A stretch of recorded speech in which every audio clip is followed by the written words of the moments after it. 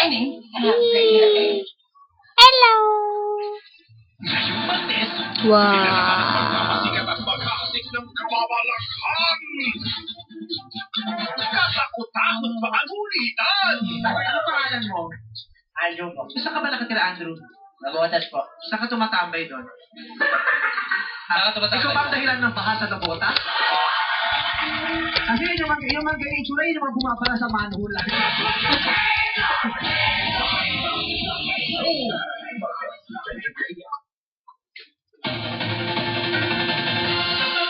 Derek, pagalit ko, di ko kasama. Narito na ang nagbabagang balita sa oras na ito. Umabot na sa 200,000 ang bumisita ngayon sa Manila North Cemetery. Habang inaasahang dodoble pa ang dami nito bukas. At nasa Maynila pa rin si Jasmine Romero. Jasmine. Jing, kung kanina ay 200,000 ang inaasahan ng pulisya na talaga Hello, Panda.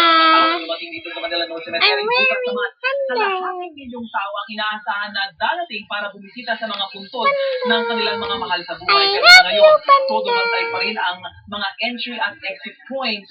Partikular na ang mga illegal na lagusan sa Tagaytay Street sa gilid ng sementeryo. Jing, dito kasi dumadaan ang ilang mga gustong makapusin sa mga illegal na bagay tulad ng alcohol at mga matatalas na gamit. Sa halagang 2 piso ay nakakapasok na ang mga tao sa lagusan para gawing shortcut.